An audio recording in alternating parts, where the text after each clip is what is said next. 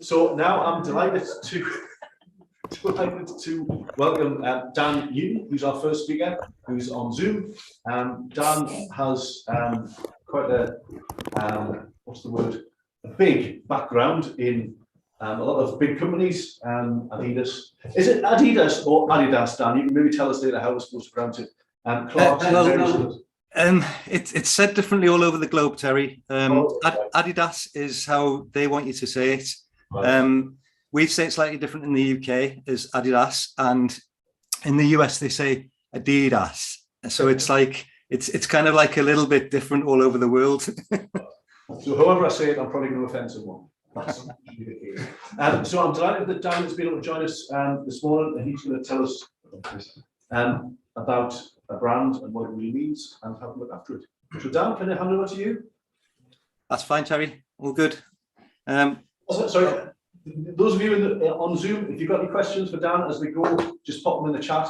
If you can't hear very well or anything like that, put it in the chat and we'll try and sort it out. And for you guys, if it's not quite loud, we can turn it up to just shout. Okay, Dan, over to you. That's good. Terry, I don't think I've seen you in so many angles in one day. You wouldn't believe how many screens and cameras we've got in this room.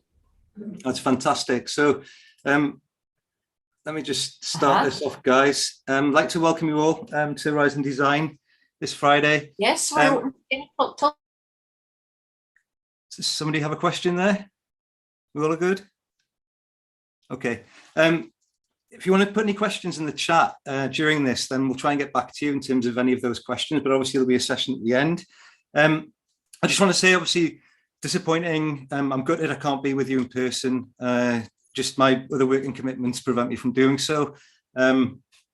Actually very gutted that I'm missing the bacon sandwiches this morning. That was a huge miss on my behalf, but hopefully I'll get to the next one. Just to introduce myself, my name's Dan Newton, and I've spent probably the last 25 years with various roles in the apparel and footwear sectors, working for fairly large organizations, corporates such as New Balance, Adidas, Clarks, and a couple of other smaller ones in between. I started my life, in my career life, working in marketing, in design, in graphic design, in product design, and graduated in product design. My route into the sporting and footwear and apparel worlds was through design. I then took a job in product management and continued up into business unit directorship across different brands. Still keeping a very close tie with the design side. Invincible Brands has actually allowed me to come back to my passions, which is around brand development and brands and branding and what it means to be a brand. And obviously the experiences I've taken from some of those large corporates combined with the early experiences I've had proving quite useful in terms of some of the experiences that I can pay back to the Northeast now that I'm relocated back up here. So it's quite an interesting opportunity. I'm currently working a little bit of consulting with the SME Centre of Excellence in Ponteland, if anybody knows it, with Amar Mirza, and finding it fascinating there, working with some of our clients as well as doing my own stuff. So I'm going to just get into the presentation now, hopefully take around 20 minutes. Try not to bore you guys too much with some of the stuff, and apologies to those of you who are branding experts, because there may be some of you I think that are on the Zoom or in person as well. I wanted to just start off with this this site which I saw the road this morning when I was crossing the street, and I don't know if anybody can actually read that from this distance, but what it says on the van is, "From the wheat we grow to the flour we select to the bread we bake, we care because our name's on it."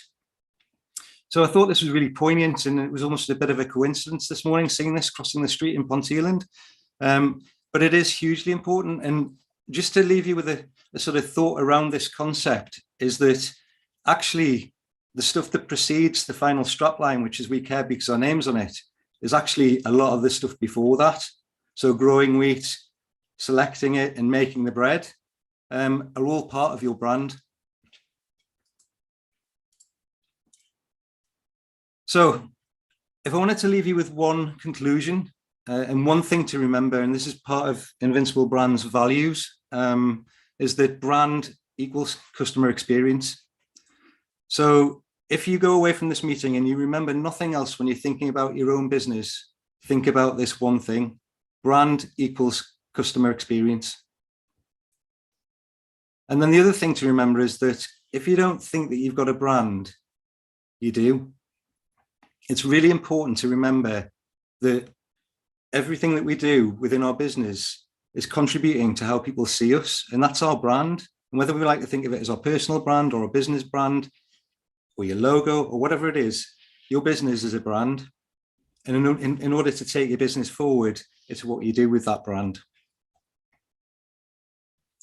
So just to highlight some of the problems that we see in the industry and across sectors and people in general, either in B2B or B2C, 85% say that the experience of a brand is just as important as the product or service it sells.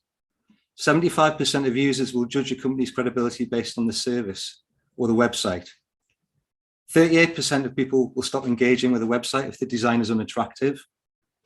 And 88% of people are less likely to return as a customer after a bad experience. So I'm sure you probably all feel this yourselves, even in business or just as a consumer or customer yourself. What do we have as solutions? There's a massive bank of stuff out there that we can use to solve these problems. And I've picked out 3 that are relating to brand. There's more. Brand voice. So this is about a consistent personality. It's about humanizing what you communicate, showcases your values, and it distinguishes yourself. So this generally creates familiarity and openness.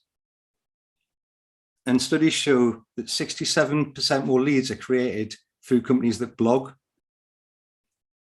Brand identity, the look and feel of your brand, the imagery, the color, the logo, the fonts, the online and offline presentation, the packaging, signage, livery, clothing, how you turn up at a customer's door.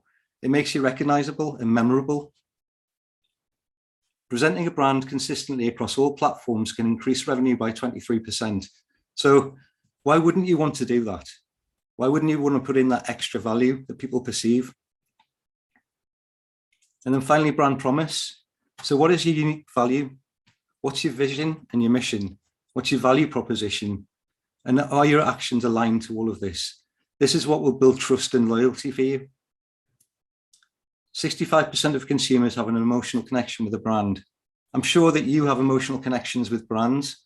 Some of them you may not even notice, but from cars to cleaning products, to shampoos, to toothpaste, even to the clothes that we buy, we have a branded connection. What brand means today? So it's a set of associations. It's physical and emotional and psychological associations that a person makes with your brand, product, or service. When was the last time that you checked yours? Have you really thought about this in detail in terms of how you're connecting with people? Or is it slightly broken at the moment? And then the other thing to consider is how people make buying decisions. So products, services, and concepts need to be publicly distinguished from others. This is so that they can be easily communicated and usually marketed. And without that, people will choose on price. So it's really important to get this right. I'm going to play a short video from New Balance. It's about 3 minutes long. This is going to teach you some sort of understanding or concepts around what people put into their brands that is much more than just logos, brandings, websites. It's really about the whole feel of the brand. And then we'll just look at some key brand takeaways. You can read these at the bottom whilst you watch the video. A common phrase that people use within our organization is that we look, feel, and act like a 110-year-old startup.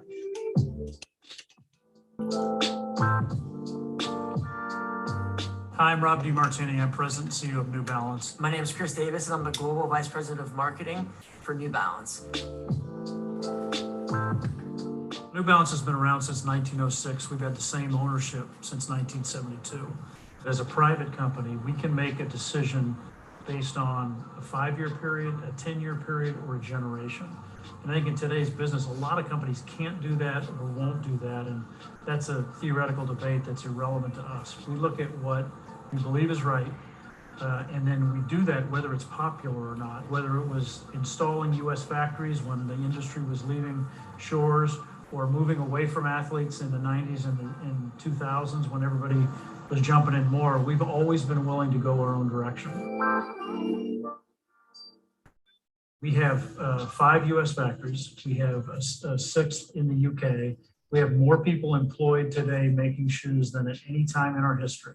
We're participants in these communities that we place our factories in, and we've got a commitment to the workers in those factories. We also believe it puts us closer to the consumer, and because of it, we can respond more quickly. And from a marketing standpoint, we always discuss the notion that our marketing is a reflection of our values. And in order for us to really put our money where our mouth is, we have to do it with things that matter most to us. I think so many brands across the world are looking for what's my next new catchy marketing campaign. But being a challenger brand, we wanted to find something that was severely authentic, like undeniably New Balance. And for us, it was more about revealing what our brand truth was.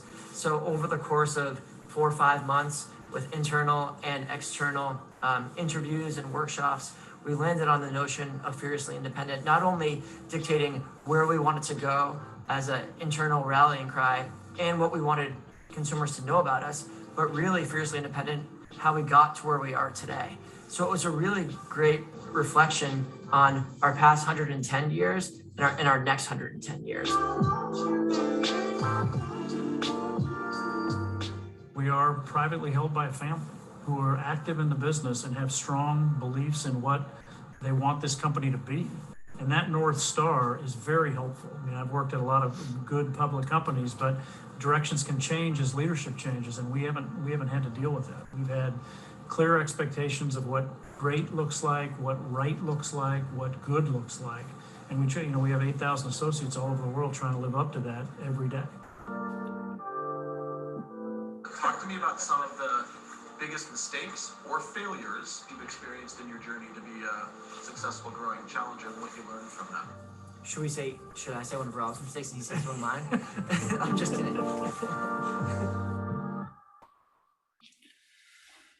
So quite an interesting video, not specifically about brand identity, but very much about brand. The guy on the left, by the way, is the son of the owner who bought the company in 1972. Guy called Chris Davis. His father is Jim Davis, who I've met, and he's a very, very interesting guy, but started the company again in 1972 with just 6 people and has grown it to now over 5 billion US in turnover globally. But you're probably looking at it and saying, well, why are you showing me a brand that's got it easy and that's there and they've made it, and I'm a startup or I'm a smaller business or I'm just a one person. But actually, a lot of what they've done is still very tough to try to do, perhaps even more so because they've got to get so many employees on board with what they're doing. But they do that because they have an aligned vision on what the values of the business are.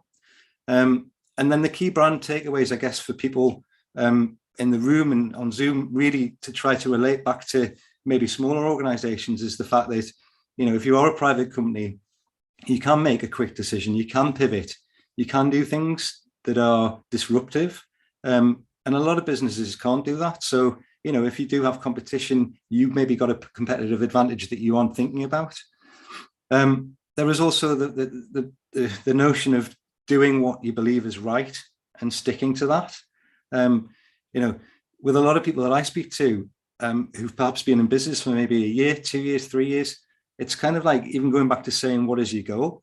Where are you going with this? And to keep on asking that, because if the goal is just to make money, it's kind of like a key goal, but it's not really going to get you to the place that you need to be totally sustainable, and then potentially scale up and exit. So it's really important to try to stick to what you do, but have goals at the same time. And then in terms of domestic manufacturing, the points around being consumer centric and closer to the customer, closer to decision making. So you're not waiting for months on end for shipments coming in that were created in Asia 3 months ago. And then the marketplace may have changed by the time you receive them and get them into market. So, you know, it's just a concept of really kind of working things closer to home, closer to the consumer. And then the notion of really the reflection of the values within what you do, within your marketing, so that you come across speaking about the things that do matter most to you. So why is brand so important? And here's one of the first ever Coca-Cola bottles on the right-hand side, and you can kind of see that it hasn't really changed in all that time. The world has changed, though, very rapidly, but the importance of branding has not. It's actually even more important now to try to differentiate yourself. So the brand is the actual lens through which the customer experiences are deployed and how your customers see you. So it needs to be consumer-centric or customer-centric. Your brand sets expectations for the experiences of your customers. So if you're all about simplicity, then you need to depict this in whatever you do and reflect this promise. Creating relevant brands has become more complex, and it's harder than ever to stand out in this world. So what that means is that if you are a business that is marketing across social media, you've got a website, you're doing email marketing, is it all tied up? Is it all looking the same? I had a customer a couple of weeks ago who was in, and I just had a consultation with them, you know, sort of didn't really fully get into what we were actually going to do, but we spent 30 minutes on the phone, and I'd done a bit of pre-work, and, you know, I looked at sort of LinkedIn and Facebook and a website, and everything had a different feel. The logo was the same, but the header image was different. And it was a slightly disjointed feel in the call to action within what she was asking. A day later, she'd made all the changes and it tied it together. And I think within 1 week, she'd got like another couple of clients, just because she seemed more joined up from what people were seeing. So you do need to become obsessed with the customer and the consumer, and you do need to look at it from their lens. Just another shorter video now from Adidas. Just going back to the origins of the company here as well. Started in 1949 with 47 employees in a very small town in the south of Germany. And I think pretty much everybody in the room should know the brand. But I'll play this video and then we'll go through some key takeaways again. Adidas is about sport, culture, and innovation. It's about making the world a better place by bringing the best of sport to the world. Adidas Running and Adidas Training are our sport apps, and it's the way for people to track their fitness activities and performance quickly and easily. But in 2020, when the pandemic first hit, we saw the shutting down of every major race on the planet, and then the gyms soon shut down. So we made it a priority to deliver an experience that was not only engaging, but helped our consumers stay motivated and connected to the broader community. One of the first things we had to do in order to make this successful was ensure that our app was discoverable and reached the right people. So we doubled down on our app campaigns to reach new users across display, search, and YouTube, and the outcome just blew us away. We used Google Analytics to measure the conversions that matter, from the app install to getting involved in your first workout or joining your first community. By analyzing the results beneath the surface, we uncovered that the demand of our sport apps rose by 240% year over year, even growing by 600% in a single day. But beneath the numbers, one of the most valuable insights we uncovered was that our users weren't just using our sport apps to stay fit. They sought a sense of purpose and connection to a community. So we launched the Home Team Hero Challenge. Every hour that users worked out or every kilometer run or walked, we would donate $1 to the World Health Organization in support of health workers and researchers battling the pandemic. Through sport, we have the power to change lives. That's the mission and the spirit of Adidas. So again, quite a quick insight, because that brand is absolutely meteoric at the moment, and it's huge and it's quite overbearing, and there's a lot of stuff going on there. But that's just one small insight into something that's very powerful and something that is connected and something that they've measured and seen results from. The key takeaways, I think, to relate back to where we are today, really is in some of the messaging. So that bit about making the world a better place by bringing the best of sport to the world, you know, key statements like that are almost unobtainable as a North Star, but kind of like align the whole company behind and really get people motivated. There's such strong statements when you're working there. I mean, I know when I worked there, having that type of thing being relayed about what you meant to people and how big it was is really quite powerful. I still think that can be done in the smallest of environments and organizations today. And through sport, we have the power to change lives. That's the mission and spirit of Adidas. I mean, that is a really powerful statement. It's not even saying things like, we're going to be the #1 sport brand in the world. It's kind of like talking about people's lives and the relationship that the brand plays within their lives. Another key takeaway here is really about the community side of things, and bringing people together in a community by what you do as a brand can be really, really powerful. There's a lot of it going on nowadays with the use of social media and private groups and things like that people have come up with. And I think it's just a really strong thing is that when you can see that happening, that you take advantage of it, you know, do the right thing. Obviously, you know, don't take advantage of it in the wrong way, but actually creating communities around your brand is a really powerful thing to do, if that's at all possible. They might be small communities, but they're still powerful.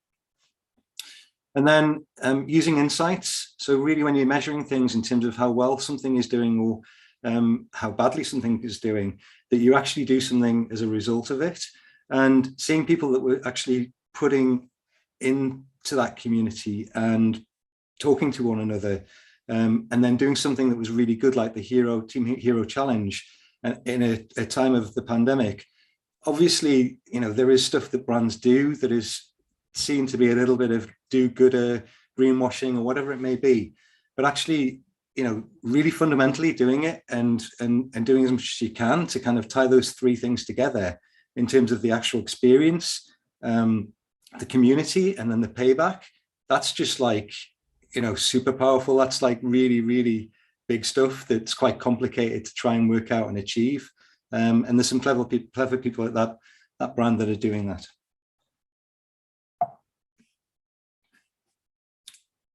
So really at the center of everything, it's the consumer, you know, delighting them and giving them what they want and overcoming their problems.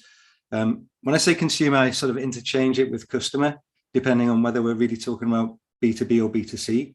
So you might find a little bit of that throughout the presentation. But the first step towards that is really, you know, understanding what your brand strategy is. What is it you're trying to achieve? Increasing your brand differentiation. It's been shown to show 50% higher operating margin. So that's, you know, another financial factor in terms of the value of brands. And then defining and implementing the customer experience. It starts off with clearly defining what the brand vision is. So what is the vision for your brand or your business? And brands that articulate their vision so everyone understands drives shared meaning for management, employees, and customers. If you align your customer experience across your brand consistently, then you'll see things improve massively. It's got to be through all touch points, through customer segments, and then you'll start to see people coming back. I tend to, with my own business, you know, it may sound corny, it may sound not right, but the world of reviews is an important thing. And actually, if you can get somebody to give you a really good testimonial, to give you a really good review, you're in their headspace for a matter of seconds. But if you're actually truly leaving them with value in terms of what you've completed for them, in terms of the work that you've done, the likelihood is that they will come back time and time again because you've been trusted. You've made them feel like what they've spent on your product or your service is very much worthwhile. And I think we all need to really question how we're developing our customer experience all of the time in order to do this. So just to finally conclude on some brand building tips for smaller businesses, just to try to kind of bring this back into context and really sort of align with some of the work that I'm certainly involved with up here and trying to give back to the north in terms of my hometown of Newcastle. Actually, there's some really simple, solid steps that you can take that just kind of keep reoccurring and keep an eye on. If I can get it to work. Okay, so number one is establish what your brand represents at its core. So list your business's core strengths. It might be a while since you've done this, but really go into detail about what they are. And you might only come up with 2 or 3, but it's important to identify them. What problem you solve, and why did you actually originally start up the business? Keep your brand distinct from its competitors. So actually, there's a lot of people out there doing a lot of the same thing, but how do you differentiate? And you probably do this in a big way through brand, through service design. And companies, new companies, disruptor companies come on board and they start selling the same products all of the time. And they do well because their model is different and they provide a different experience. Determine your market, who's your audience. Really try to think about who exactly is the customer.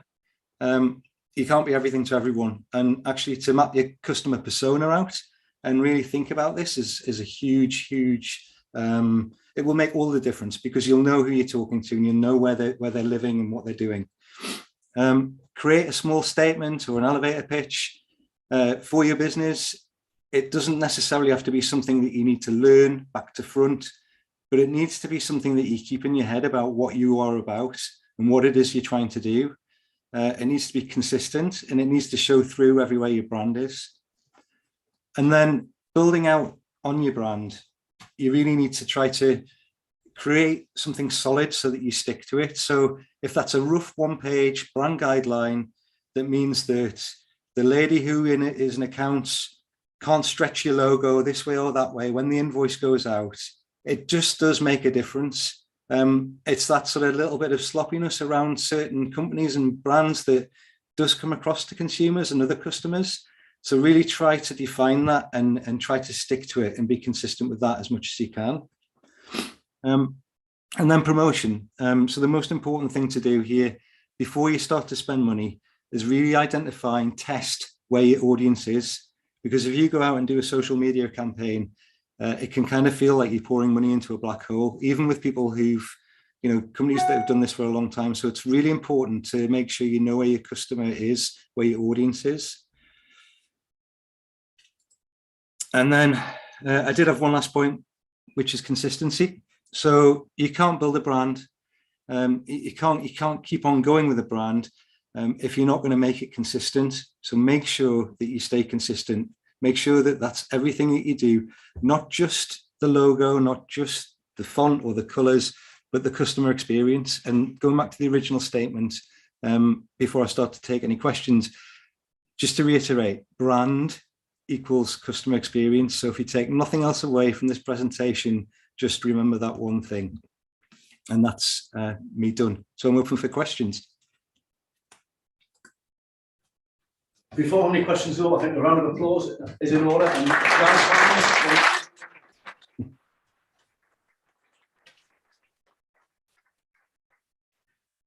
so do we have any questions from anyone in the room?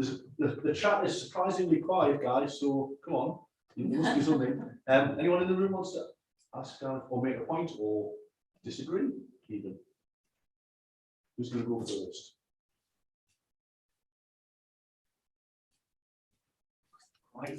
Well, I'll ask something.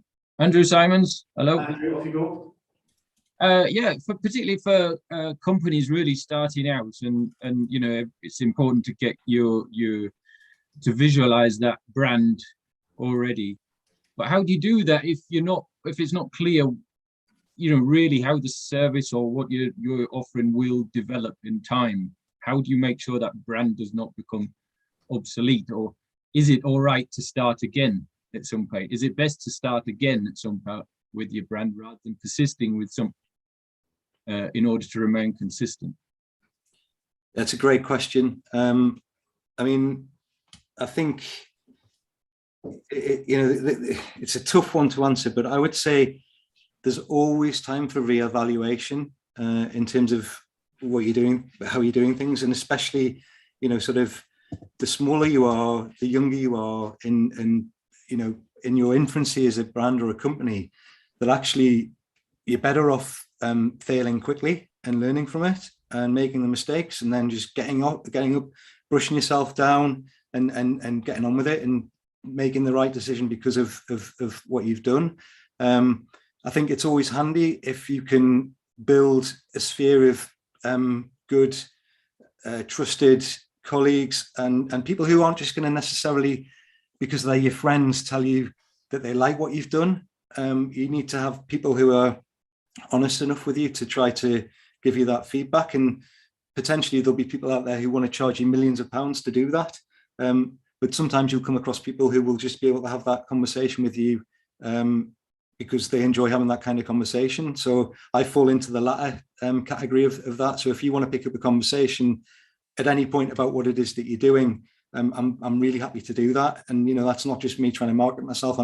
I'm properly interested in this stuff. So if you wanted to do that, we could do that by all means. But I think it's a case of just, Andrew, trying to reevaluate things and you know, trying to be objective about yourself and putting things down and on paper and thinking, perhaps not always doing it in the same four walls.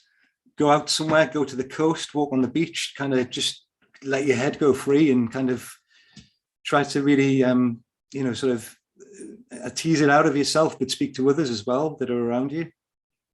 Okay, thanks. Is there any examples of brands who have reevaluated like that? Can you say, okay? I mean, I think most of the brands that I've worked for have reevaluated themselves several times, several iterations over the years. And I don't know if you heard in the video with New Balance, but in the 90s, and I can put that video in the chat or let people have the presentation. But in the 90s, they walked away from endorsing athletes as a sports brand, which is a high risk strategy. And the reason they did that, he didn't go into detail, but I know for a fact that the reason they did that is because what was front of mind for them, that their values had gone so strongly that they said to themselves, we're not going to pay anyone to wear our products. We want those athletes to wear our products out of choice because of the best products.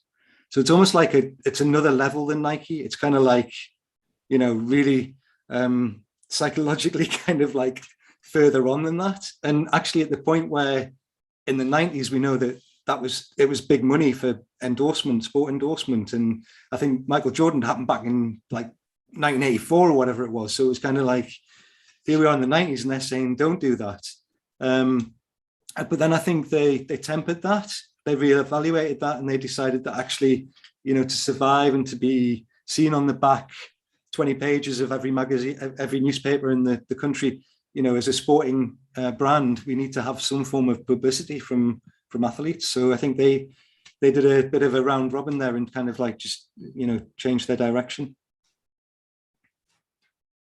Thanks, Andrew. That's interesting because, I mean, you've been saying that the brand is the customer experience. So I suppose we all know lots of companies have changed their logo slightly, but when they do that, do they also change or think about a different customer experience as well? I mean, I've been involved in several different rebrands in certain businesses. In Clark's, there's a smaller part of the brand. Not everybody knows it, but it's called Clark's Originals. And they, for many years, really sort of hid behind this kind of like, almost like a playful sort of 1980s, 1990s kind of like jeans emblem. And I think it was kind of like, not until sort of the recent era did they sort of understand how much that lagged behind where the marketplace was. So yeah, I think in terms of the branding, I guess, Terry, it sort of made a big difference there in terms of what they were trying to do. And they changed it entirely to become more sort of streetwear and more fashion orientated, if that made sense, because the culture in the marketplace changed. Okay, thanks. Anyone in the room? Terry, I was wondering if I could come in, if that Please would be all right. Hiya, Dan. I'm a user and customer experience consultant. So thank you for banging my drum This is something that I talk about on a daily basis. And I just wanted to, and I just wanted to mention, and actually it's just kind of talking about what Andrew's just asked actually, about how often, especially young companies should be revisiting this kind of thing. And pre-pandemic, I was advising my clients to, I guess, in a way, revisit user and customer, and quite, as you mentioned, with your B2C or B2B, that's important to remember, because our end user and our customer aren't necessarily the same person. And so ensuring, first of all, that you understand who each of them are, because they will have different, quite different and distinct personal relationships with a brand, depending on who's actually purchasing something and who's actually using it. So I think pre-pandemic, I was kind of saying revisit this every 9 to 12 months. However, now, because the way in which consumers have changed, the way in which they purchase and they behave, I'm sort of now recommending every 3 to 6. I don't know if that helps at all, just with the conversation. Sort of going forward, but and that's, I think, that's also maybe a value proposition, which it's also interlinked and integrated, isn't it? And you're absolutely right. Brand is very much part of that wider customer experience, and starts right from that very, initial awareness point of wanting something or needing something or hearing about a brand, right through to that advocacy that is that marketing of our product on our behalf. So just wanted to come in there and add a little bit. I think, Helena, it's really, and I think it's you and I have chatted before, and I think it really makes a big difference, that reevaluation side of things. And actually, without saying it, because I guess it's really easy to remember brand equals customer experience, right? When you start saying to people, brand, they go, what, you mean my logo? Oh, my colours and the sign above my door and or the side of my van, and you're like, no, it's like, actually, and this is the debate that I have with people, it's like everything that you do, it's like kind of like it all contributes towards, you being different and you being sought after, and I think what you're referring to there, Helena, with the value prop and all this side of things is actually, what is the pain point that you are, what are you fulfilling for customers and consumers? What's the pain that you're overcoming? And it's taking the time, I think, Dan, to understand that, which is what a lot of young businesses, well, actually, no, I'm going to take that back. Sorry, not just young businesses, but much bigger businesses and much more traditional business that I've also worked with, that just don't know or haven't taken the time to do, and it's not understanding what those frustrations are. Yeah. Dan, do you have time for one more question? Because I know you have to be away. Yeah, no, it's all good, Terry. I've got another 10-15 minutes if you need me, but however long. Yeah, please. Chris. I don't know, I'm at top. Where's the mic? If you just talk loudly, I'm down over here. Okay, so I work for a startup with Chris, and we've not actually worked in the industry before. So in a lot of ways, it's quite hard for us to kind of define our strategy, because we've not been told how to do things. But it can be a good thing, it has worked for us. But you've spoken about what we need to do. But my question is, how do we do that? Are there any resources or tools available to help us define that strategy? That was literally my question. Oh, that's so true. Did you get that, Daz? Yeah. I mean, I guess as a startup stroke, as an entrepreneur, you need to sort of probably define what you're really good at and what you need help with, and you then need to look at probably the cheapest, most cost-effective way of getting that good help. And I say that because, not everybody can give up their time all the time to help people for free. So, there's a degree of like saying to yourself, right, well, what's my budget to try to establish that? Or is there a funded mechanism that I can obtain some kind of strategic help with? And I know that NBSL, has grant funding, and there's many different things that you can look at for business development and business improvement. Perhaps some of the most difficult things to convey, I guess, or to talk about or communicate are things like, how do you strategize? How do you, it's kind of like maybe a foreign concept to some people who just go, well, I'm actually just good at baking cakes. Baking cakes is all I want to do. And this is my cake shop. But the strategy behind my cake shop, what is that kind of thing? So do I want to sell more chocolate cakes or more, so I think, I guess what I'm saying is that perhaps an idea may be to see what resources you can dig into for free or low cost, see how far you can get with that. And, there's plenty of people out there who probably give you a consultation and try to upsell you everything and suddenly, but like, try to be disciplined and considerate, and then look at the options for funding as well, and look at trusted groups or peer groups or people within this environment. I think if you network correctly, you may be able to find a way forward that could be very low cost, just with the people in this room, who could sit together with you for an hour and make a difference on your business and how you're thinking about things, as an example. And actually, the thing we're going to do next will probably help with some of that. So it's that leads on quite nicely.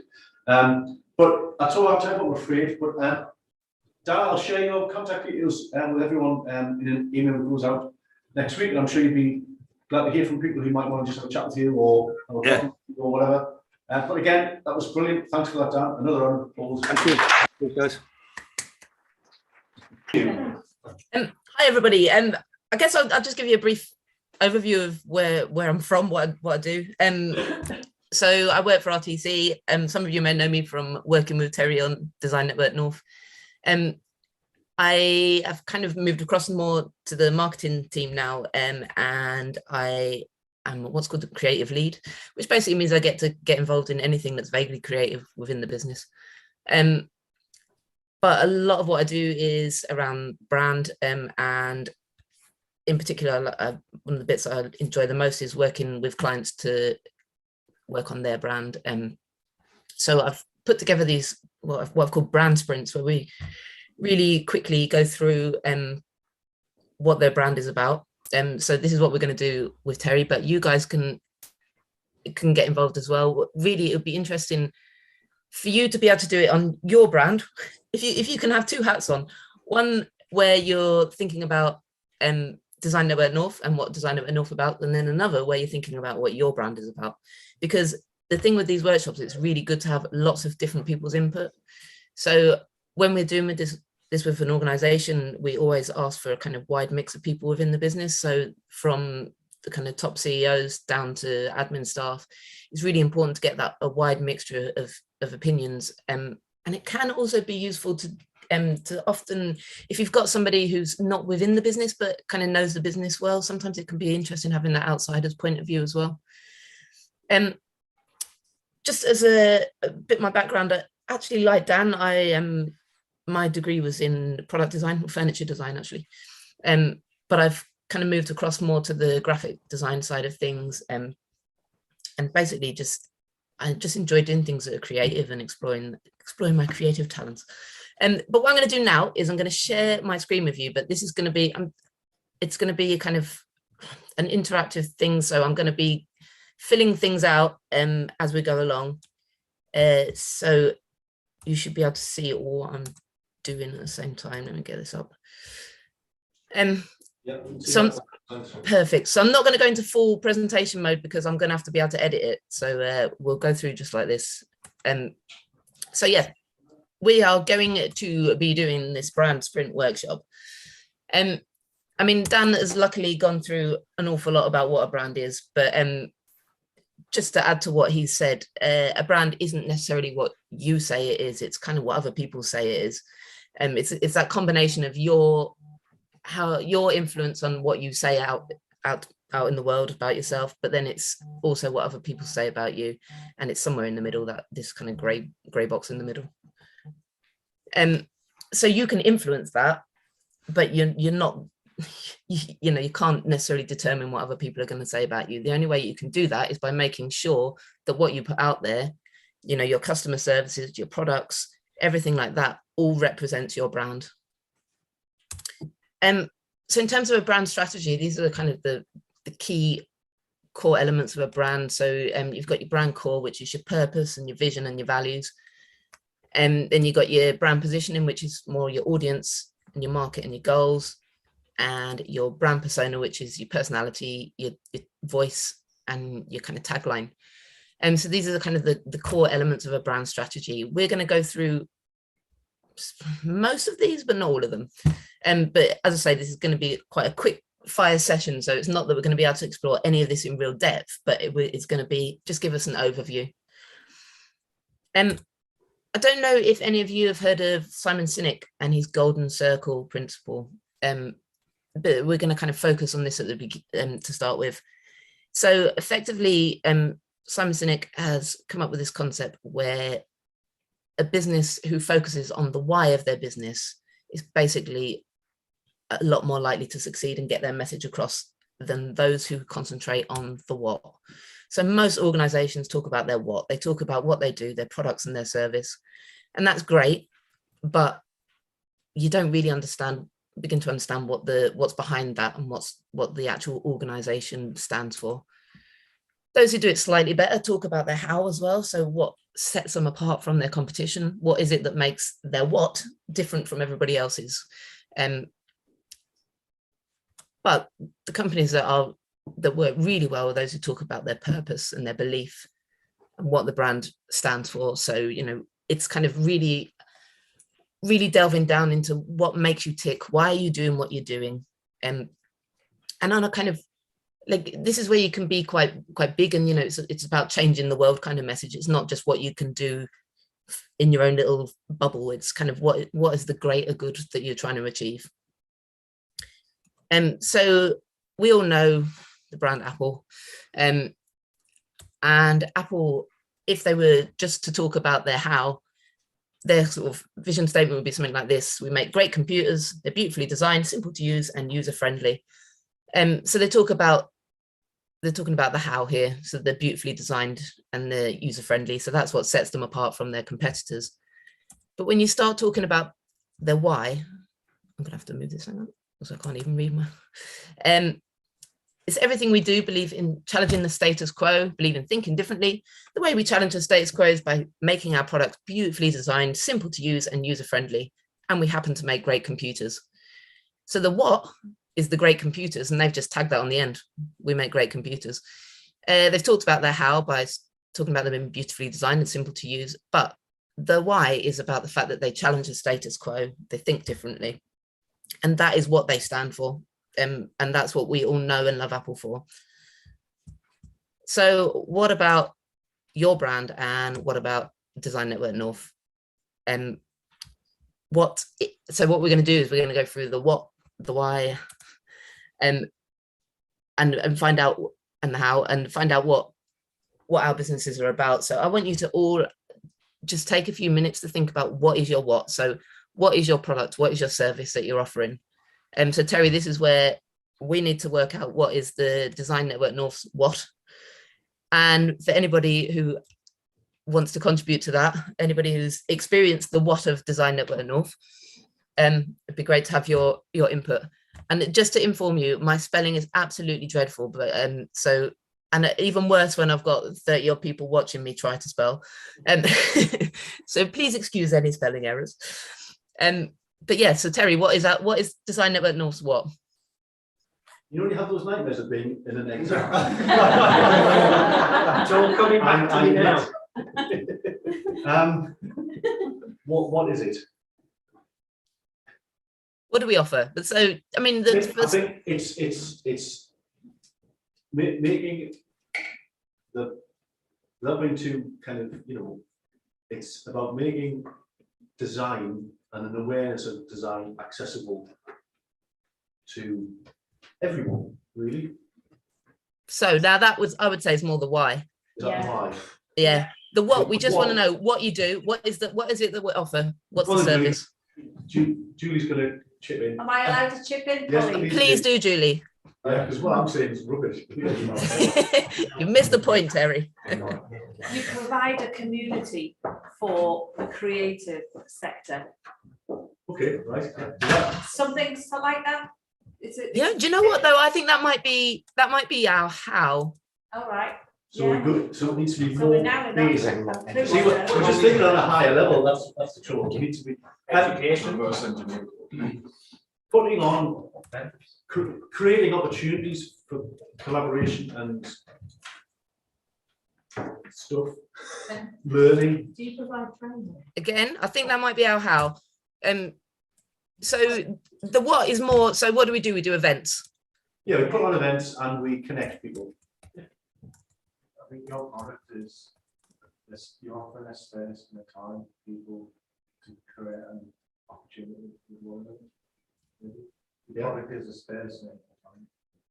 Is that at the right level, Polly, would you say? Can you just repeat that? Sorry, I've got the metro line runs down the bottom of my garden, and it was Creating a space and time for people to connect and things, was that the gist of it? The product Okay. is how you do it. Is that still how? This is quite hard. yeah. Is that how? That might be still how I think. Do you provide some training, or do you not do that anymore? Kind of, I guess. And you do the brand review? So we put on events and we run workshops and share knowledge. You host a network. You have Yeah. a directory on your website of Yeah. members, so you Is that- provide a membership. Is that? Do you not just bring great design to life in your organisation? Oh, you're getting too highfalutin again, you see, we're trying to get through. It's literally the nitty gritty of, like, if we were to say these are our services, this is what we offer. Okay. So Cool. things like Boomerang. Events, yeah, events, boomerang, design workshops, design audits, training, coaching, bacon sandwiches, yeah. Yeah, that's kind of what we offer, I guess. Yeah. Okay, well, I'll write these down. And now you write down what you. Yeah, so you all think about what you do in your businesses. What is it that you do in your, what is it you offer? And whilst you're doing that, we'll think about the hows. So how do we set ourselves apart from our competitors? What is it that we do differently? I would say, because we did have a sort of a competitor in the early days for Adidas, and they lasted about a year because they were quite exclusive and it was just for designers, and we deliberately didn't make designer wearables just for designers. So I think it's not being what's the word? Inclusive. I've already written it on the screen. You're ahead of this. Accessibility as well. Yeah, yeah, that's the thing to it. Yeah.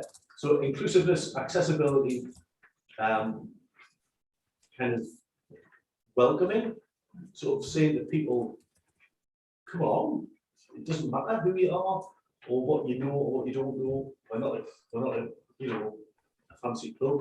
We're all in this together. Get involved. I think because you're born out of RTC North as well, the diversity of your network for me as a creative to meet other people that are outside of my industry. Yeah. Really, diversity. yeah. I think personally one of the strengths is how relaxed it is, because you can go to some networking events and almost feel, what am I getting myself into? You know, you come here and like you've taken RTC North, which doesn't feel necessarily accessible to me, into something that actually is a cool event to come down. And that's on the level of like, that's like almost a reality of it, isn't it? You come because you enjoy it and it's relaxed and it's It's a learning environment. Yeah.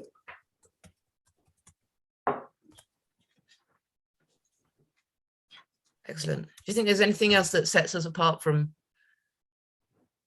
everybody else? Your team, Polly's brilliant. That's true. She's fantastic. I've worked with Polly before. She's really good. And you're friendly and approachable. Did you hear that, Polly? Corinne says you're brilliant. We all agree. So it's a friendly team, friendly, It's approachable skilled. team. Not just friendly, but skilled. Yeah, I was going to say that. I think we've all got genuinely useful experience of things other than putting events on and dishing up bacon sandwiches. Just something you just have to be able to do. It's not, It's unpretentious. Yeah, oh, I like this. Stop. Whether experiences conveyed creative community. How you spell it? I just know I'm pretentious. Yeah. Back in the very early days, there were numerous discussions about what is design, and it was getting pretty contentious. So we decided we're not going to define what it is. If you're invested, you come along and you define it yourself. We're not going to tell you, and I've got rid of a lot of the pretension that was. But respectful, we'll respect each other, and respectful and appreciative. Does anyone do anything similar to this story? Not that I know of, to be honest. No, not really. There were a few dotted around. So I guess geography, because there'll be lots of people elsewhere in the country, so geography differentiates you from the competition. And for me, I would say one of the biggest things, that one of our biggest assets is the network. You know, it's you guys, it's the people that get involved. Yeah, it's not about us. We are brilliant, aren't we? But it is genuine. You know, you guys and the hundreds of people out there are the networks. You know, and that's what makes it what it is. We just kind of facilitate, I guess. And one of the things you were just saying there, Claire, geography. What we're doing today is the hybrid, and I think that makes a difference if you're offering. If you can't come in person, can you watch it live or can you watch it recording later? Yeah. Well, that's it. I mean, Design Network North, but we don't say you go in from the north. The Northern Hemisphere, it's, you know, it's not, which goes back to the not the inclusiveness. Are you all managing to do it for yourselves as well? Yeah, because I don't want to, you know, I don't know the intention to be honest.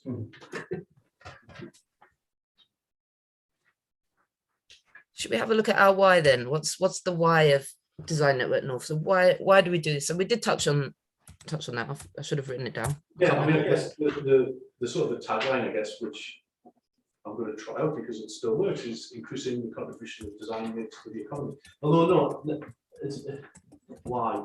No, I think what the why is because we believe that good design, can change the world, but also can change something really tiny as well.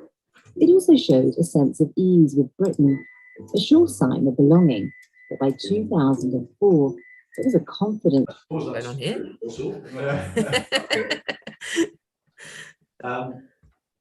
Yeah, because I mean, you say change the world, but that doesn't necessarily mean the world. It means it can change anything, whether it is genuinely the world or it's, you know, the way you design. The way you write an email, or the way you put a web page together, or the way you create an event. It's about stopping to think about how to make that the best it can be, and making that principle or that approach one that everyone kind of recognizes as being the right way to do things. That's a rubbish answer. No, it's not. I guess it's that we are trying to raise the awareness of how important design can be. Yeah. When it's well implemented. Yeah. Yeah. Make it accessible, understood, and implementable, if that's a word. Yeah. So making design understood, making it accessible, and making it something that you can actually use yourself. Because we believe it can change whatever it is you do. Does that make sense? It does make sense. Do we think that kind of covers everything that? I mean, I think one of the big things, like, because I always say to, whenever I'm doing this kind of the why part, is really think big, you know, if it is about changing the world, but actually we've kind of covered the change in the world aspect. And, you know, by saying that we want to help people have that impact by showing them what design can do, and that good design does have the ability to make a real positive difference. Yeah. Yes, it's changing the world, whatever that means to you. Like you, Chris, the thing you're doing is changing the world for the people that need it. You're not changing the entire world, but for the people that are accessing your product, you're changing their world, aren't you? I think for all of us, if we think that way about our world in business is what we do, and our clients, that is our world, and it is about changing that world and making it better. I always get scared of this changing the world, because I think if you start with that first, it's like, I don't know, you can give back to something that, and that's not to say that you are, but I think because if it's born authentically, then it should only be, and as you say, that considerate process, it's a principle that can be applied to, how you write an email, as you say, how you put food together on a plate for your family, like design. It's like people who are passionate about design, I think they think it exists in everything that they do. Yeah. And that's why it's so important, isn't it? Yeah. Well, if nature didn't do it, man did. So, it's vitally important that man has a good impact on what he's changing. Exactly. Jack always says in his presentations, design's a form of conscious evolution. Like it's like our little part in that evolutionary process, and it's gone kind of spiderwebbed in loads of different directions. And I think for me, having worked with designers for the last 15 years or so, they're the most positive people you ever meet, because they are all trying to make the world a better place. And I think sharing that approach isn't about designing products or designing websites. It's just your approach to life. Really, trying to make whatever it is you're doing really, really good.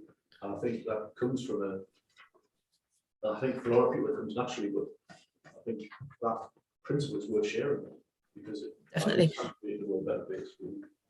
I mean, design is a problem-solving mindset, isn't it? It's about having that problem-solving mindset. So whatever that problem is, if you use design, you can, and the theories behind design, you can potentially solve that problem. Yeah. So it's kind of, I think that's the lovely thing about design, is it is quite a uplifting, positive thing. It's not a pessimistic attitude, and I think to be a good designer, you have to kind of have that can-do attitude about it, and designs a bad product. They might do by accident, but they don't set out to do that. Yes, yeah. Just listening to what you said, I just came up with a line. I don't know if it'll work, but it's sharing the power that design has to change the world. Yeah, that's true. Yeah. Say that again, Claire. Sharing the power of design. Sharing the power that design has to change the world. That's great. Thanks for that.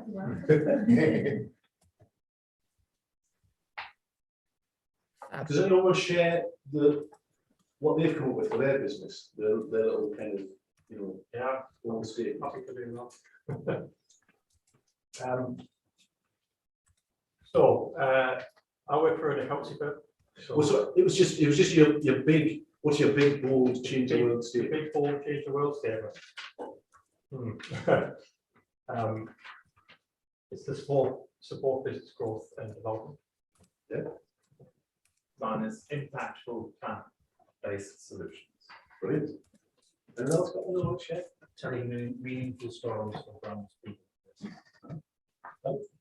Making things look better, function better, sell better, having a better experience. Brilliant. This is really good, isn't it? Thanks for that. Right. Oh, should we go on the next bit, Polly? Yeah, no problem. So the next thing to do is to think about defining what your output is.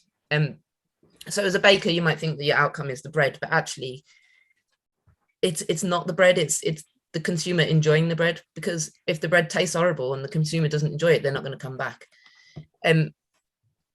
So it's thinking about what is that end output. So another example, for a consultancy company, you think that it's the advice that is the kind of service and the output, but actually it's the success of that advice. If that advice is bad advice, then again, how likely is that client going to be to go back to that consultant?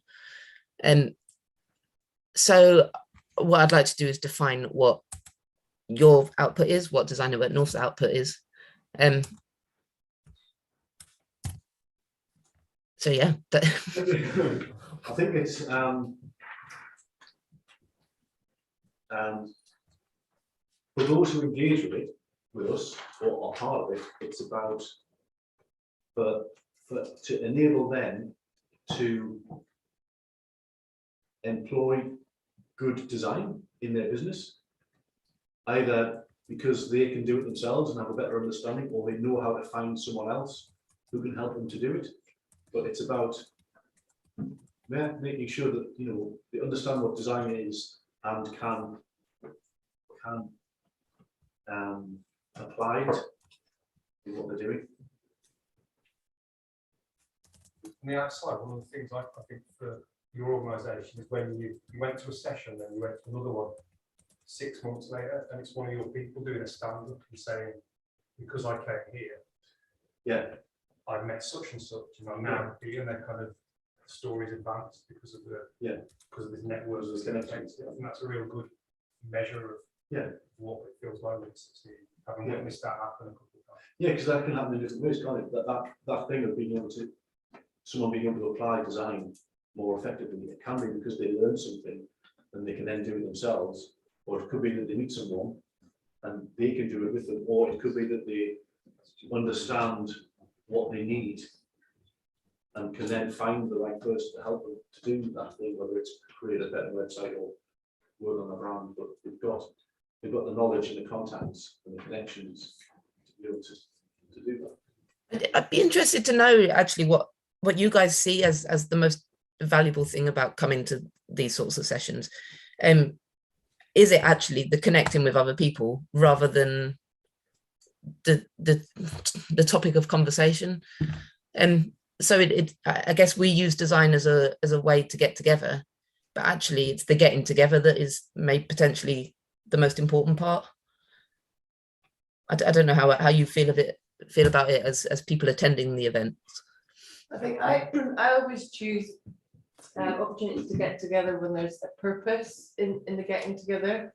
So rather than just standing around drinking coffee and eating bacon butties, which is lovely, and I've enjoyed doing that. We're meeting together, drinking coffee, eating bacon butties, and also talking. So it's like that one of the first slides we saw. It's meeting, but also learning and connecting, and but then taking action as well. So the good thing about this is that we can make connections. This is my first one, so maybe I'm not the person to speak. But it's making connections, but then going away, even if I don't do anything, just with a bit more clarity, having written down the how, the why, and whatever else I wrote. But also, I've got a little idea in my head that I'd like to do, and if I do that, all the better. So it's networking with a purpose. Yeah, because these events were never designed with networking in mind. It just kind of happened around the fringes, and I'm really glad that it did. But at its core, because we've all been the networking things where you just get shoved in a room and talk to those people that I usually work with. Whereas at least for this, there is an element of that, but there's also an element of learning some brilliant stuff from brilliant speakers, and I think that combination works. Well, it must work well because we've never changed it in 14 years. I also think from a neurodiversity perspective, I don't listen very well, and I can't listen for very long. So doing, actually, like Glenn said, the action of sort of doing something really helps embed the knowledge. Yeah, that's interesting. So that's really important, as well as the networking as well. I think for me, the sentence that I would describe this thing as is the purpose of this company is to provide events and opportunities and network opportunities, but the outcome is growth of the business. So by being here, our business is going to grow. Exactly. It's just raw on the bar. I just saw it. That's pretty much what I've written, which is facilitating personal and business growth. Yeah, we'll do better because we can make. Yeah. Well, like on that first line, it's lovely to meet people, but really it's about taking something really that's going to make a difference, whether it's a new contact or some new knowledge, or just feeling a bit more inspired about. That was kind of, I was going to say, he's even if it's just something I know, it's kind of been confirmed. Oh yeah, what I've been taught is the same speaker. I've always said if you haven't learned something, and it's second what you already know, and kind of going to the contacts, not just getting business cards and names, but then being able to get something from it. Is it a business connection? Is it a customer? Is it a supplier, future supplier, whatever it may be? For me, a little bit, first time coming here, but I've been working in the business very, like, constantly for quite a long time, and everywhere I look at the business, apologies, there is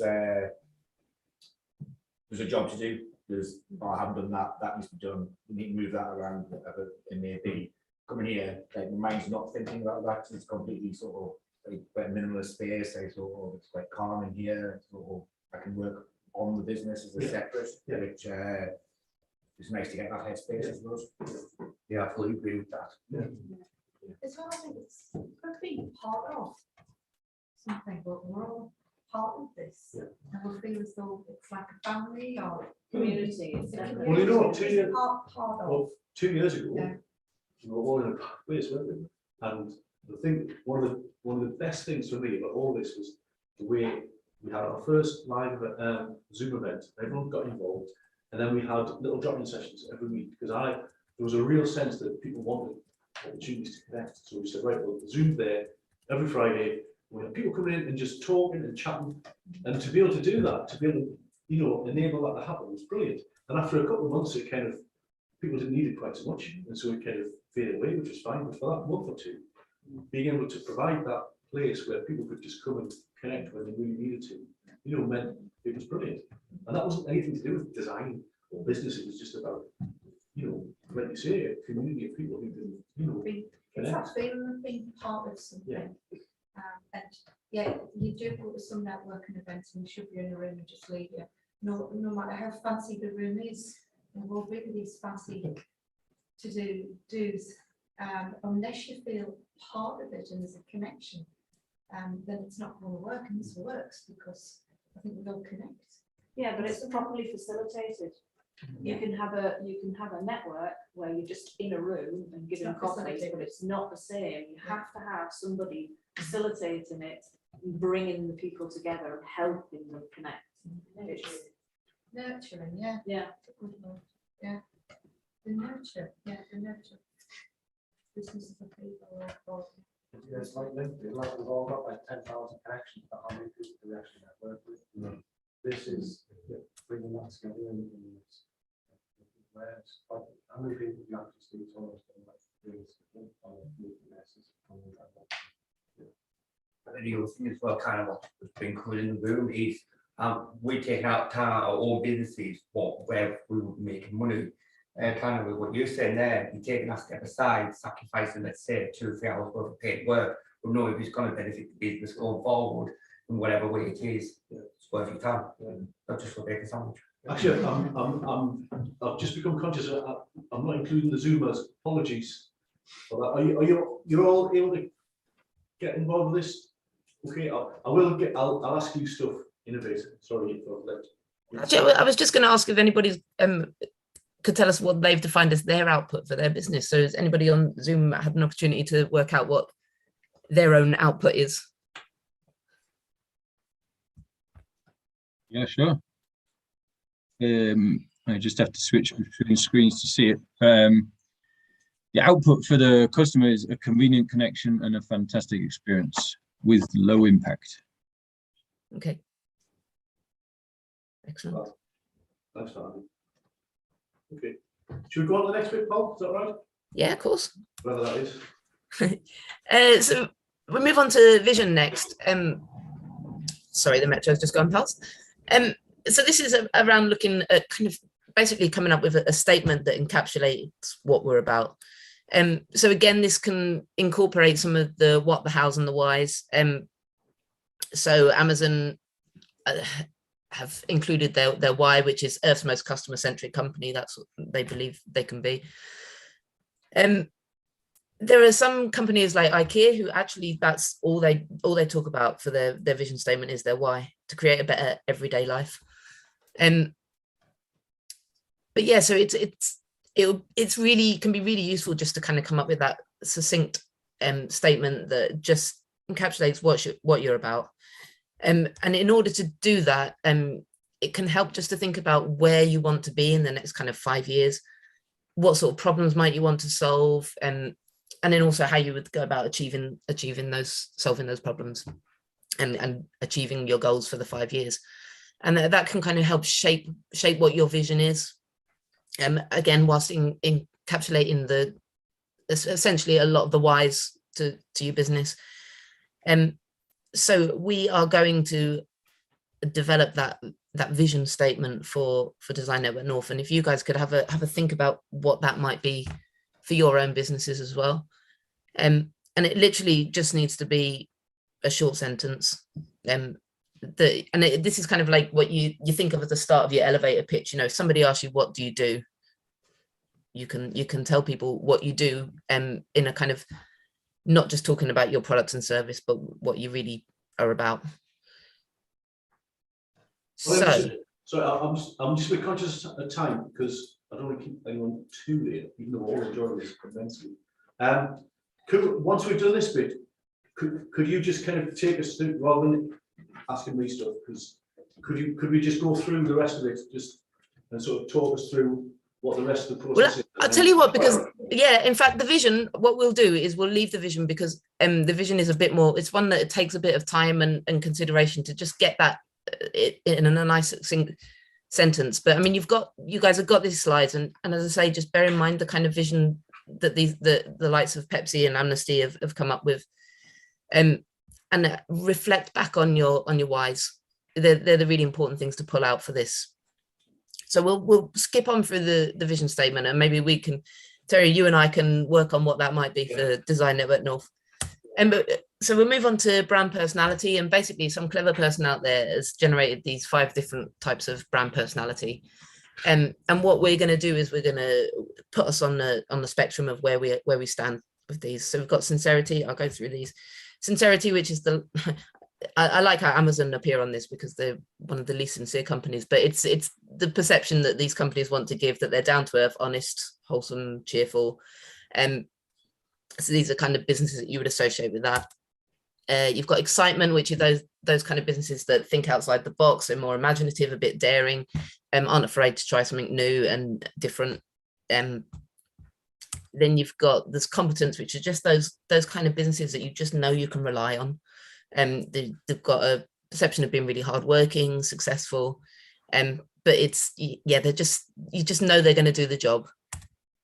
Then you've got the Sophistication, and these are kind of more the luxury brands, so the kind of high-end, glamorous brands. They're often quite feminine. And then you've got the Ruggedness, which are the kind of outdoorsy type brands, and the likes of Timberland, where they're often quite a masculine brand. So they are the 5 main types of brand personality. And basically, what we would then go and do is put yourself on the spectrum of, how sincere do you think you are? Do you think you're a really sincere business? And thinking about those kind of brand personality types. Do you think you're exciting business? Are you going to, in your next marketing campaign, are you going to throw yourself out of an aeroplane as part of the campaign? It's these kind of, it's looking at where you would fit on that spectrum. You wouldn't be just one or the other, would you? No. So most companies would veer more towards one, but there'll always be elements of others.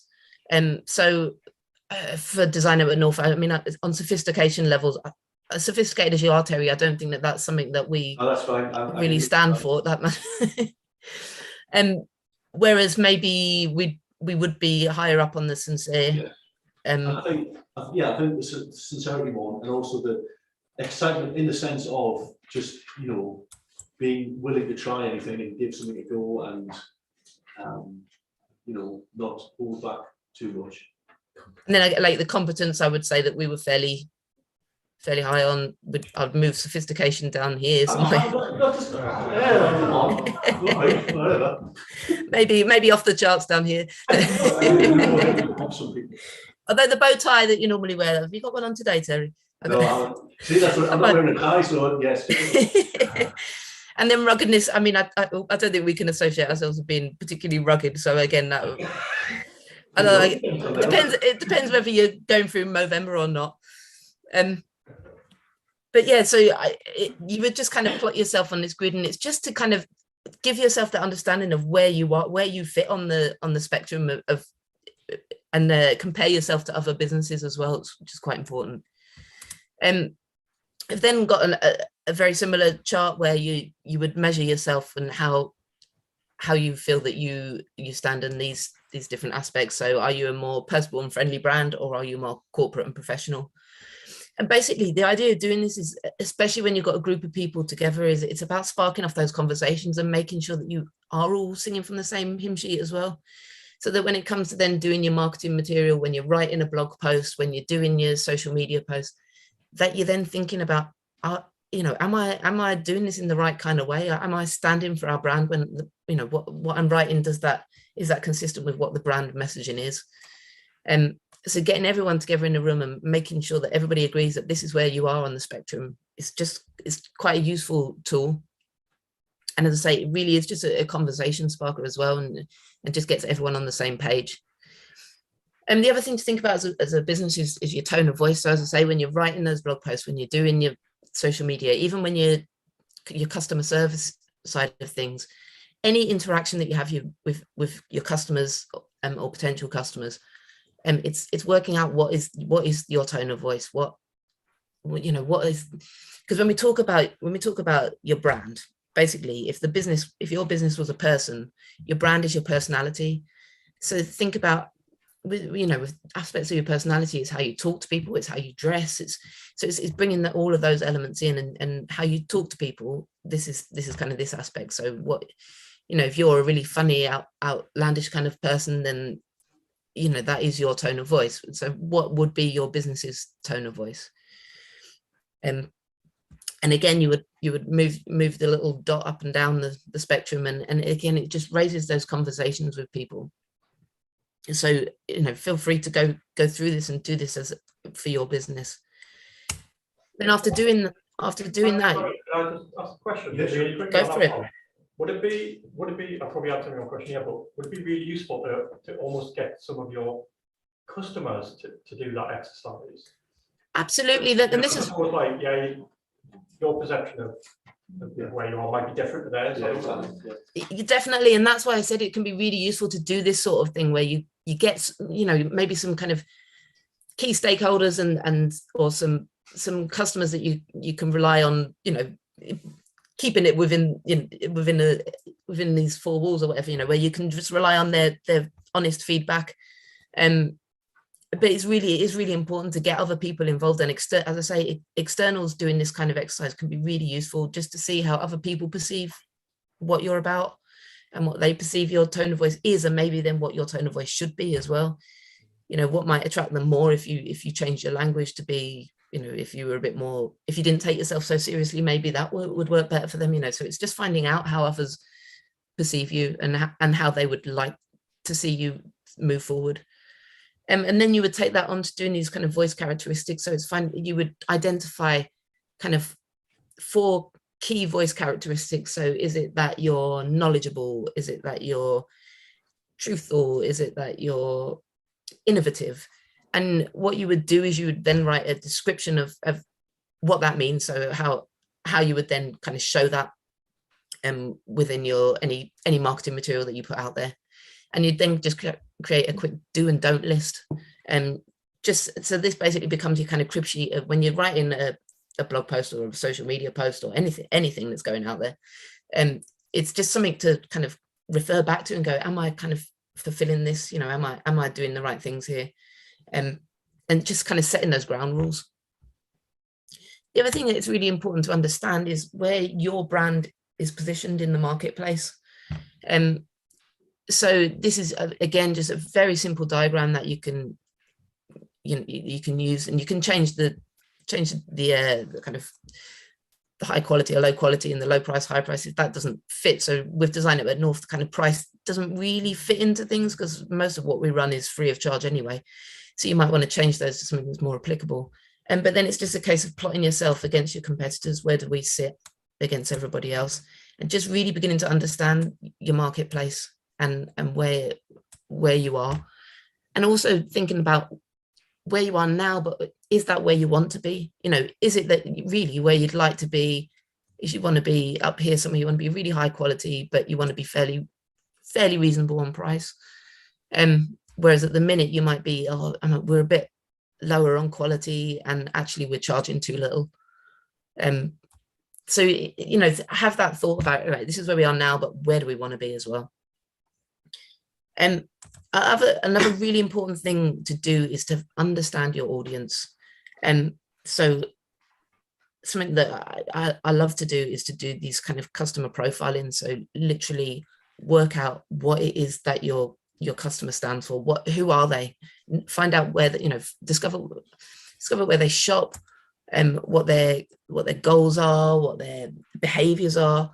So what you would end up doing is creating one of these kind of these profiles where you really build a picture of who your customer is, and you want to give them a name. You want to pick a photo that represents who they are, and really start to build a picture of who that customer is, and get under their skin, understand what they're about, understand their pains, their emotions, things that drive them.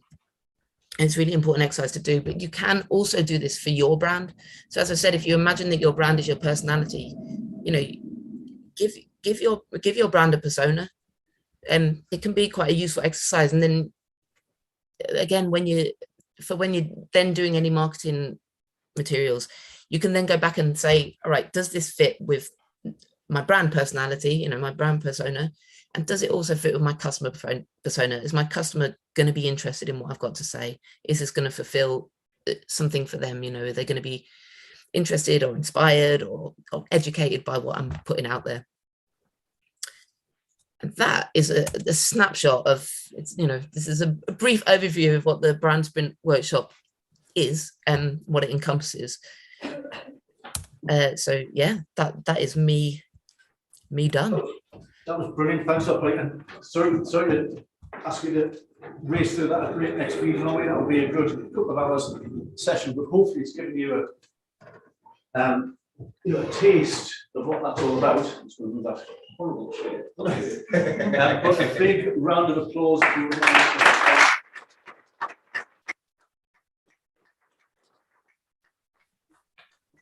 Polly, as she mentions from RTC, and if you want to have a chat with Polly about some of that stuff. Now, you know, obviously there are branding companies in the room and out there, and we're not for 1 minute suggesting that we would, you know, step on their toes. But if you want to have a chat with Polly on a more informal level, just to get a feel for, you know, what could be done, and then maybe we could help you engage with someone on a more sort of formal basis. Polly, I'm sure we have a chat with you about that. We've got various programs that we're running that would enable you to do that. So just get in touch if you think that might be useful. But again, Polly, that was brilliant. Thank you. Thank you for everyone for getting involved. Well, yes, yeah, I did enjoy that. Despite the horrible chair, it was good. So thank you for that. And obviously take those away with you and use them, and you know, use it to have a bit of a think and a chat internally about those issues. Terry, that you said the Zoomers have got the e-version. Can the Roomers have them as well, please? Certainly, yes, yeah. So it'll be, yeah, good point. It's a PowerPoint with those slides on, so I'll send that all out when I send information out on Monday about everything. So yeah, thanks for that. Right, can we go back to the PowerPoint, Rachel? Because we've got a couple of people who now want to do a short 2-minute pitch, and you are going to have to stick to 2 minutes, I'm afraid, because it is getting close to much time. You usually do. People are usually pretty good. So now I don't know what all of these are going to be in. So this clicker still doesn't work. Come on, you can do this. No. I'll turn it off by accident. There you go. Right, so we've heard from them, and Flip. Okay, I'll be quick. So I'm a designer and I have a retail business that's 10 years old this year. And so I've got flyers, I can give you more flyers. And out of those 10 years, I then developed a corporate gifts awards and mural business as well. So I can give you those. But I've been working on my kit today, which is really interesting. And that's about revitalizing retail and it becoming more of an experience and something that people engage with within their community. So if you want to have a chat with me about that, that would be great. What would be cool, Corinne? Powder Butterfly, Blue Cloud, Gifted Studio, and then Creative Heritage Studio Pick. Okay. Thanks very much. Contact details of all the pictures as well when you get the information later. Is Caroline here? Yes. I am, but I've picked a bad stick to do this. I'll be really quick, so I think loads of people have heard all of this before. But I'm Caroline, I'm from a programme called North East Ambition. We're a fully funded programme that helps small businesses, so 0 to 250 employees, access skills better. So funded training, free training workshops, training needs analysis to figure out what skills you're actually missing in the business, anything like that. That's what we're here for, and we're totally free, and I'm sure the details will be on the email. Terry's going to do anything else to chat. Thanks, Caroline.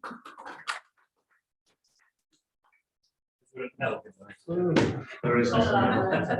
Hey, well, we're not sophisticated as you do. My name's Ian Brown, and I have an office at Oosburn Farm, so just the other side of the river.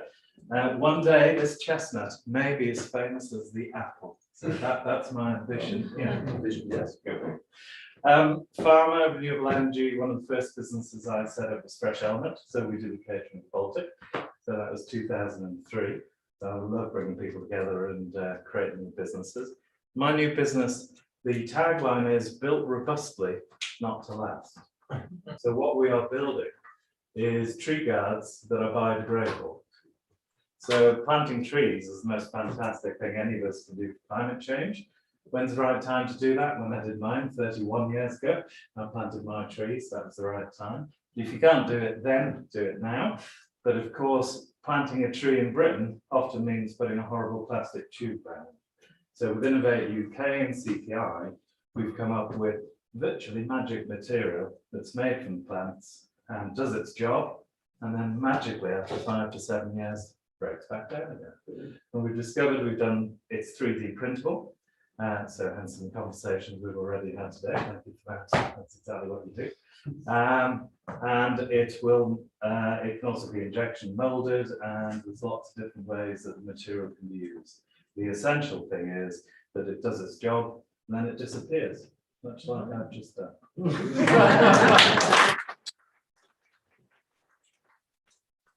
I don't think he's on Zoom. No, is Andrew here? I'm here on the Zoom. Andrew, here. Can I share a screen quickly? As long as it's really quick. Yeah, I'll try. I can't do it while somebody else is participating. Okay. So I'll just carry on like this. Yeah. So my name is Andrew Simons. I'm developing a new cross-channel passenger service between UK and France in these times of P&O crises. So my service will be particularly focused on foot passengers and people traveling with a bike for a fantastic experience, because we'll be using small or smaller vessels with sail and electric, connecting the hearts of each coastal town, so we can use the harbors. We don't need to use the big ferry terminals, and we're going to connect with the trains and provide a great experience of sailing, real sailing, and the ocean environment. When is that live now, Andrew, or is it? We're going to demonstrate this year. Haven't been able to do that with COVID with passengers, so we can do it now this year. Keep us posted, because that sounds amazing. Thank you. It's called SailLink, double L. Great. Thanks, Andrew. Thank you.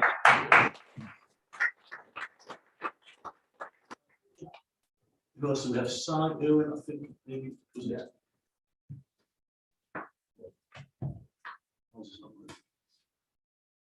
Oh, Cameron, is Cameron here? Right, so it goes. Yeah, so we're the creative media production company, just like Dark Pro, but this is part of Tom. We do everything from video production through to 2D, 3D animation, design, and immersive content production. We also do a PhD over at Northumbria, which is part in industrial design. We're looking at recreating history through the use of immersive technologies. So that's using photogrammetry to create 3D objects that are photorealistic and match the real world, to using games, VFX, and animations.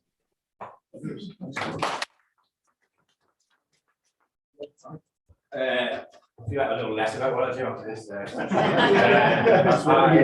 Brilliant. I run, there's 2 businesses. I'm here with one hat on, but we run a community workshop, which is just down the road, which might be of interest to some people. It provides fabrication equipment and workbenches to the public. Thursdays and Saturdays are open to the public. That's kind of run through other businesses. So we sort of have a small business incubator, which is like, we've got 4 businesses that are operating from there. One of them is what I'm here with today, which is an architectural elements company. So we fabricate and make things that go into buildings. So doorways, like windows, staircases, furniture, and we it's all very much bespoke, one-off design led. The team of product designers, architects, and makers with like 50 years worth of experience across the board.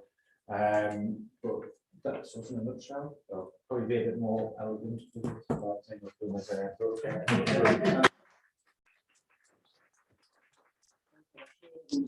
if you didn't catch what they said, or get the full experience, I'm sure you can catch it. So, thank you for coming. I'm just going to finish off with a couple of things. So we've said all of this, and when we were doing the kind of the vision and the whatever, I mean, this is really what it is about. That's what we do, and yeah, making that a reality is what we try to do. So one of the ways, and so that's around. So we try to support the network, support the growth of this network, whatever it means. Whatever we can do, we do try to do. It's about encouraging collaboration through things like this and other things as well. That's where the magic really happens, when we get very different people connecting together. It's about giving assistance to businesses as well, so if you want to talk to something, whatever it might be. I love when they're getting emails saying, oh, can you help us with this? Or I need to find someone to do that. So don't hold back.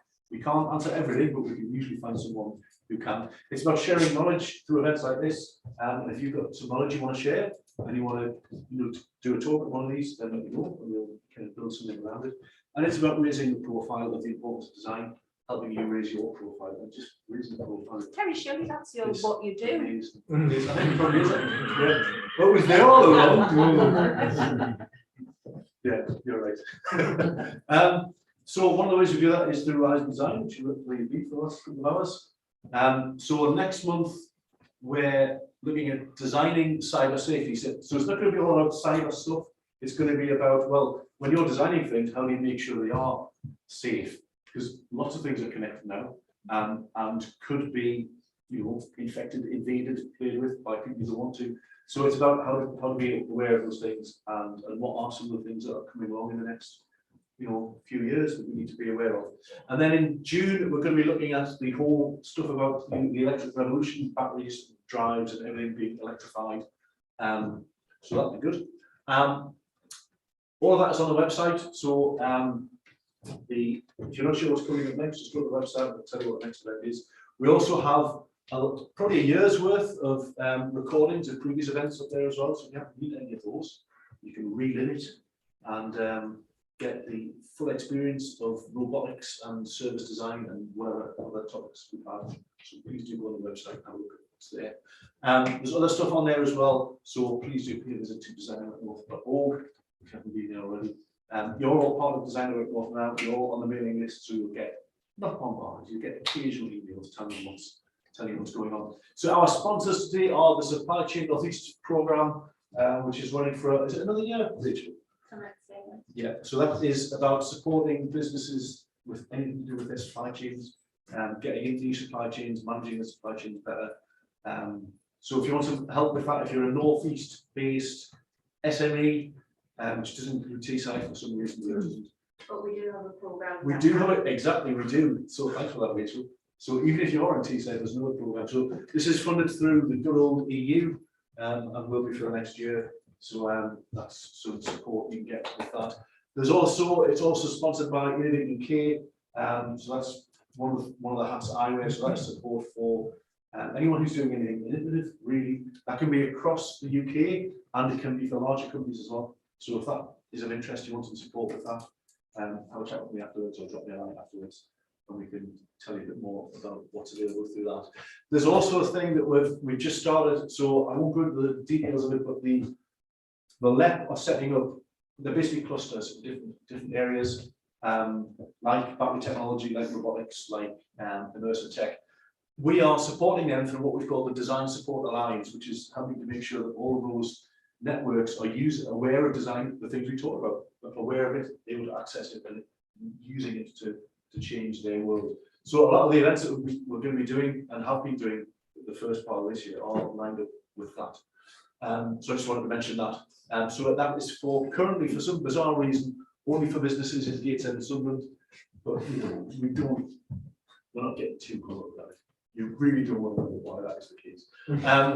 But there's some of the things that we do. So the showcase events, which are basically the Horizon Designs, and various other things. So we do strategic road mapping workshops for businesses.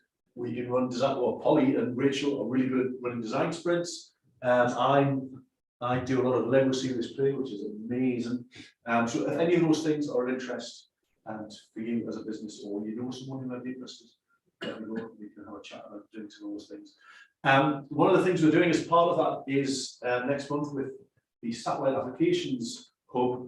So we're doing a session in May about, it's aimed mainly at people within local authorities, but it's not exclusive. We're not getting too precious about it. But it's basically we've got people from the satellite data world talking about this is all the stuff you can get. We've then got people from traffic management and planning and environmental management in some of the local authorities talking about the issues they've got. And then we're trying to figure out how the two things can kind of, one can help the other. So we do design sprints and things like that. If that's of interest, then you're very welcome to come along. So drop me a line and I can send you more details. So 24th of May down at Net Park, where we were last month, everyone who was there last time. But we'll be doing more of those on different topics as well. So we'll keep getting to the ground. Thinking Digital is on again this year in May. It's live again, so it's at the Sage. I think tickets have just gone on sale, but they do sell out pretty quick. It's brilliant. It's like a TED read, I guess. And it's not just about digital stuff. If you've never been before, it's really good. So I'd encourage you to get along to that. This will be a really good workshop because I'm doing one of their workshops on the 18th. So it's a 3-hour workshop using Lego Serious Play to kickstart your professional creation, apparently. And so that's one of the things you can get access to. These will be good as well, but not as good. These are just some things that popped up. So word nerds who are next door in Proto, they're amazing. They can help you to analyze everything that people say about you on social media and then actually make sense of it.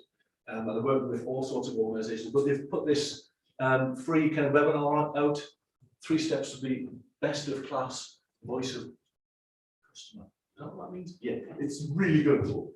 So I'll send you a link to that. And if you want to know more about that, as I say, they do a really good, it's worth reading on their mailing list as well. They send us some really interesting reports on how they've worked with real companies and lots of other people as well. The Northumbrian Water Innovation Festival is live again as well at Gosforth Park Racecourse. Is that what it's called? Anyway, you know what I mean. In July. Has anyone been there before? It's amazing. It's absolutely brilliant. So I would really encourage you to get yourself along. Their website isn't brilliant and it hasn't even got the dates on it. I think it's the 18th, the week of the 18th, but it's really worth going to. So I would definitely encourage you to get along to that. And this is something that the time's running out on this, but Lego have got a big innovation challenge, hundreds of millions of pounds, I think, available for organisations that want to do something that is making the world a better place for kids, basically. The closing date is getting close, but that could be really good if that's the sort of thing you're interested in. So have a look for that, and then, again, I'll send you some more information about that on Monday. If you really want to know about it now, then ask us about it, I'll tell you. And then just finally, all the talks from our Design Means Business conferences, which happened from 2012 to about 2017, are all online as well. We had some fantastic speakers from some amazing companies talking about all sorts of things from branding to product development to whatever. So you kind of sign up in the same way you sign up for one of these events, but you get access to all those videos and you can sort of watch at your leisure. So I'd encourage you to have a look at some of them as well. I think that might be the end. That is the end. Thank you for being here. It's been great. I hope you've enjoyed it. There's still tea, coffee and bit sandwiches, so don't rush off. Zoomers, it's been great to see you. I hope you feel you felt part of it. I've neglected you a little bit, sorry, but hopefully you've got as much out of it as the guys in the room did. We can't offer you coffee and a bacon sandwich, I'm afraid, but you know where your kettle is. So, but do stick around in your room as well to have a chat, and hopefully we'll see all of you and more next week. Thank you. Thank you very much.